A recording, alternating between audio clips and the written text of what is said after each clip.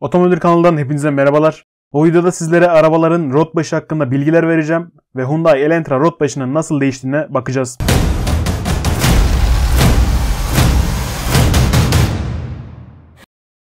Her iki tekerleğin üzerinde bulunan bu parça iç ve dış rot uçlarından oluşur. Ayrıca her iki tarafı da bir eklem sistemi gibi tasarlanmıştır. Ve bu oynar başlıklar direksiyon kutusundan gelen komutların tekerleklere iletilmesini sağlar. Rot başının temel amacı aracın süspansiyon dengesini sağlamaktır. Ancak zamanla aşınma rot başı arızalarına yol açar. Bu aşınma kauçuk kaplamanın yıpranması ve içine toz ve toprak partikülleri girmesiyle meydana gelir.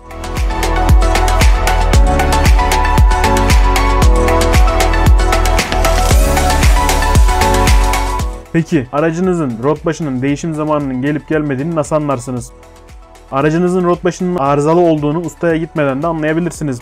Direksiyonun titremesi, aracın kontrol dışı yolda gezinmesi, kasis ve çukurlarda gelen tıkırtı sesi, direksiyonda boşluk ve aracın sağa ve sola çekmesinin yanı sıra aracınızı kriko ile biraz kaldırıp tekerini sallamaya çalışırsanız ön takımda arızalı parça var mı bunu tespit edebilirsiniz. Böylelikle aracınız arızalı şekilde yola çıkmamış olursunuz. Ayrıca rot başlarını yağlamak geçici bir çözüm olabilir. Fakat körükte yırtılmalar varsa daha çok toz çekecektir. O yüzden en kesin çözüm değiştirmektir. Hyundai Elantra için sağ sol rot başı toplamda 250 TL tuttu. 250 TL için risk almaya değmezdi.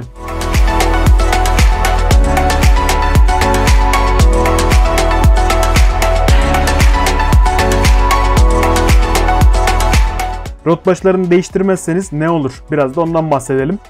Aracınızı arızalı bir rot başı ile sürmeye devam ederseniz artan lastik aşınması ve hizasız direksiyon riskiyle karşı karşıya kalırsınız. Bu aracın kontrolünü zorlaştırıp direksiyon simidine titreşim yaratabilir. En kötü durum senaryosu rot başının tamamen kırılmasıdır.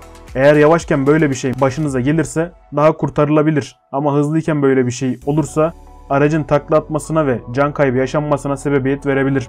O yüzden ömrünü tamamlayan hareket aksam parçaların değişimlerini mutlaka yaptırın.